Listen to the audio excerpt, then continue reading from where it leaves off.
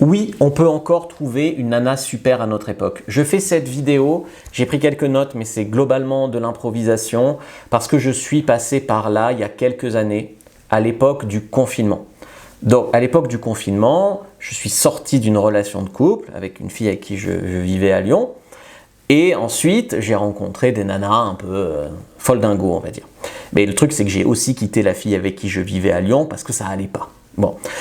En fait, on a chacun notre définition de ça, de la nana super. Ça, il faut le comprendre.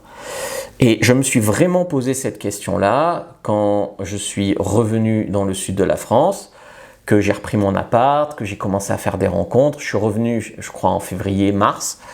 Et tu vas voir qu'en novembre, j'avais rencontré la femme de ma vie.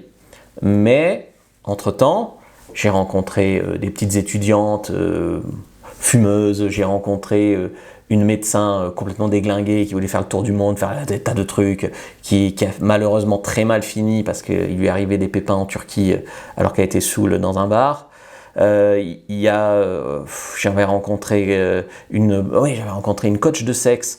La maman était écrivain assez connu, apparemment je ne connaissais pas, mais très connu. Et la fille sortait d'une secte sexuelle, 500 partenaires. Et puis au bout d'un moment, elle me dit, tu sais, au fait, j'ai un herpès génital.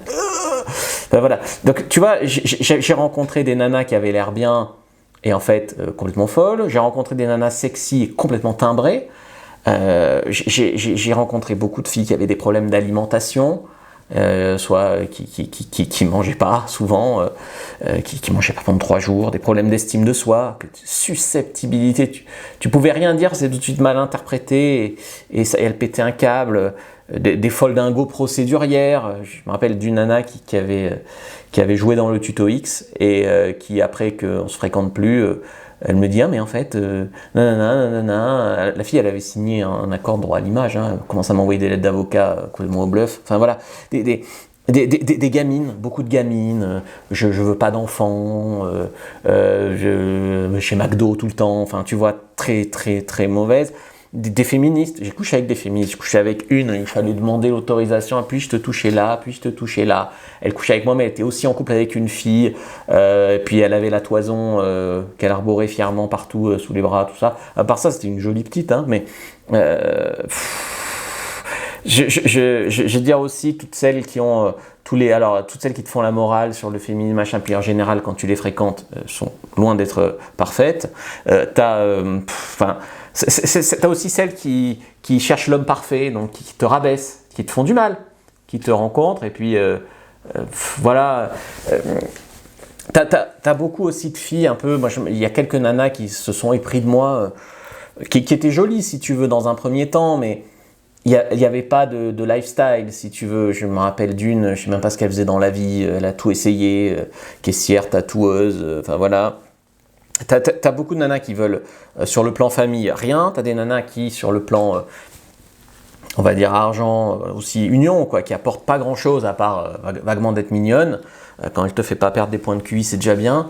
Donc à des moments, je vais te dire, j'en étais là à me demander, mais est-ce que ça existe encore en France des nanas un peu qui soient et assez jolies, et assez intelligentes, et on partage à peu près les mêmes opinions politiques, et si j'ai des enfants avec elles, l'éducation ça va aller ou ça va être n'importe quoi.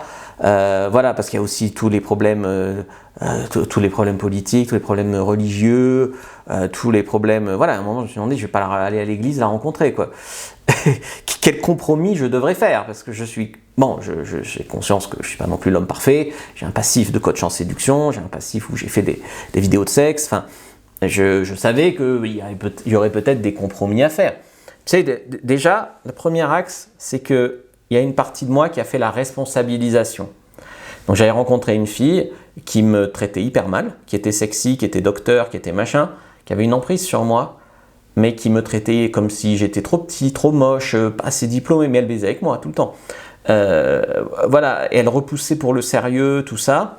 Et donc les folles comme ça, si tu veux, je m'y attachais.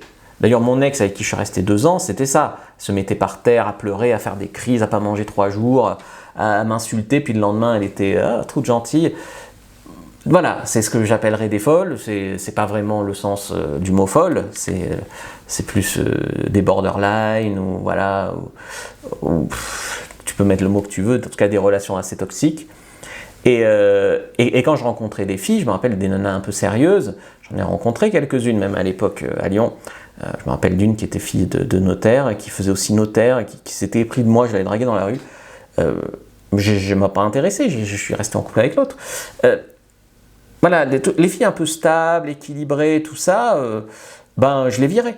Mais ça, c'était ma faute, si tu veux. Ça, c'était ma responsabilité, parce que ayant été élevé par une maman très en avance sur le féminisme, et qui rabaisse beaucoup mon père, et qui agit beaucoup, et qui prend toutes les décisions à la maison, et qui m'a aussi élevé un peu de manière étouffante, bah, j'avais le modèle que ma mère est aussi borderline, il faut le dire.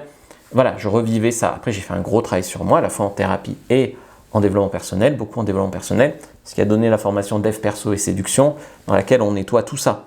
On nettoie tout ça et tu vas attirer des filles de qualité avec ça. Donc ça, c'est vraiment le problème à moi. Après, il y a, on va dire, mon addiction au sexe. Bon, j'ai couché avec plus de 500 nanas, je ne sais pas si c'est très normal. Voilà, bon, mon addiction au sexe, ça a eu du bon et du moins bon. Après, j'en regrette aucune. Mais le bon, c'est que j'ai pu explorer. J'ai pu prendre confiance en moi, j'ai pu voir ce qui est possible en séduction. Oui, un mec comme moi peut se taper une mannequin. Voilà, j'ai rencontré des filles vierges qui étaient des petits bijoux. Je fais un petit coucou à Virginie, qui n'avait pas confiance en elle. Je me rappelle plus comment elle s'appelait. Ben voilà. Puis j'ai aussi rencontré des connasses puissance 1000 qui n'étaient même pas si canons que ça, hein, il faut quand même le dire. Puis ça, c'est le bon, quoi. Tu as conscience comment tu fais, que c'est répétable à l'infini, et puis que tout est possible. Et puis le mauvais côté, c'est que déjà, j'avais peur de m'arrêter. J'avais peur de me mettre en couple à un moment. Avant de résoudre vraiment mes problèmes, il y avait peut-être même du sabotage, hein, le fait que je prenais que des folles, c'est que j'avais peur de m'arrêter de niquer. Parce que le frisson, il venait vraiment des premières fois que je niquais avec une fille, quoi. Et aussi qu'à des moments, je me suis demandé si une nana normale, on va dire, normale, m'accepterait comme ça. En tant que coach en séduction, en tant que ci, en tant que ça, j'ai vu, hein, il y avait machin Espinoza là, qui a arrêté parce qu'il disait c'est impossible de trouver une fille si t'es coach en séduction, ce qui est complètement faux. Enfin voilà, c'est même le contraire de la définition, mais bon, peu importe. T'as pas besoin d'en trouver 1000 déjà, t'as juste besoin d'en trouver une. Parfois, tu vois, des fois, je suis resté en couple avec des filles alors que je savais que ça allait pas le faire au fond de moi. Et c'est des moments de vie où je me suis un peu privé parce que par principe, je voulais rester fidèle. Et tant que faire se peut, j'ai fait, pas toujours. Et après, quand c'est la bonne, après, ben, moi, je te parle de mon expérience de vie. Quand tu rencontres la bonne, ça va très très vite. Hein. Je veux dire, en 2 ans, tu peux être papa. Hein. Tu vois, donc, il y avait toutes ces peurs-là. Et puis un jour, avec un certain nombre de signes, on va dire, je ne veux pas avoir l'air spirituel ou quoi, mais je pense que j'étais prêt, elle aussi. Et ça s'est fait d'une manière assez évidente, en fait. C'était juste avant le confinement là, de Macron.